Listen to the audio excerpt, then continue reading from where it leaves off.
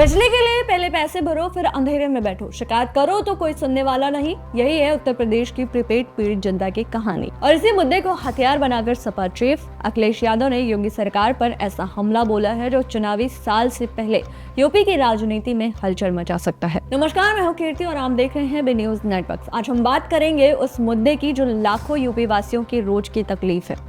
Smart prepaid meter, जिसे सरकार ने सुविधा बताया लेकिन जनता ने इसे आफत मान लिया है और अब अखिलेश यादव ने इस आफत को राजनीतिक मुद्दा बना दिया है। उत्तर प्रदेश में चुनावी साल आने से पहले ही सियासी माहौल गर्म हो चुका है। योगी सरकार ने प्रदेश में स्मार्ट प्रीपेड मीटर लगवाने का अभियान चलाया। सरकार का दावा था ये जनता की सुविधा के लिए है, पहले रिचार्ज करो फिर बिजली इस्तेमाल करो, कोई बिल नहीं, कोई झंझट नहीं। लेकिन जमीनी हकीकत कुछ और निकली। इन मीटरों में खामियां आने लगी।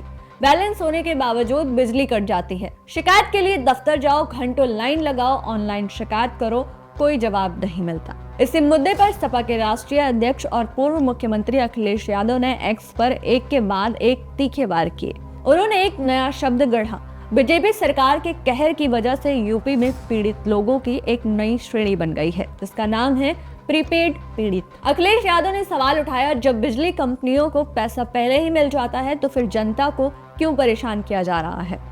उन्होंने आरोप लगाया कि सरकार और बिजली कंपनियां मिलकर पहले ही पैसा कमा रही हैं और जनता दर दर भटकने पर मजबूर है, लेकिन कोई सुनवाई नहीं।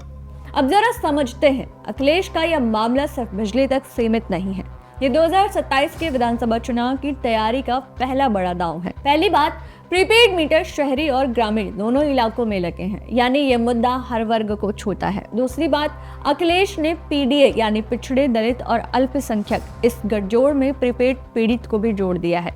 ये रणनीति बहुत सोची समझी है। तीसरी बात, योगी सरकार की तरफ से अब तक इस हमले का कोई जवाब नहीं आया है, जो खुद एक राजनीतिक संकेत है। सपा अध्यक्ष ने सरकार और बिजली कंपनियों के बीच मिलीभगत का भी आरोप लगाया। उन्होंने कहा कि मौजूदा हालात में जनता उपभोक्ता नहीं बल्कि उपभोक्ता बन गई है, जिसे सरकार की नीतियों का खामियाजा भुगतना ही पड़ेगा। साथ ही उन्होंने अपने पीडीए, पिछड़ा, दलित और अल्पसंख्यक के राजनीतिक फॉर्मूले का जिक्र करते हुए कहा कि जो पीड़ित हैं वही पीडीए, और अब इस वर्ग में प्रीपेड पीड़ित भी जुड़ गए हैं। उन्होंने अंत में दावा किया कि प्रदेश में बदलाव का समय आने वाला है और भविष्य में ऐसी सरकार आएगी जो सभी को सुचारू बिजली सुविधा उपलब्ध करवाएगी।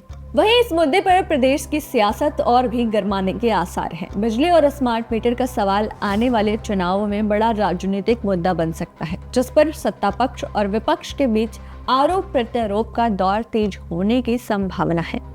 यूपी की सियासत में प्रीपेड पीड़ित एक नया शब्द है, लेकिन इसके पीछे लाखों लोगों का असली दर्द है। सवाल ये है, क्या योगी सरकार इस मुद्दे को गंभीरता से लेगी या ये बस एक और राजनीतिक बयानबाजी बनकर रह जाएगा?